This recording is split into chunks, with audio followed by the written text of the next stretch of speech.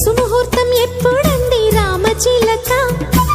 పంచాంగం తిరగేస్తోంది గోరువంక. అటు చూడు ఏం చేస్తోందా తేనెటీగా? శుభలేఖలు చేరుస్తోంది పూలదాకా. తోటకు కూడా వేడుక మన ఈడు జోడు చూడగా. అన్ని ఎంతో మంచి శకునాలేగా నువ్వు నేను ఏకంకాగా.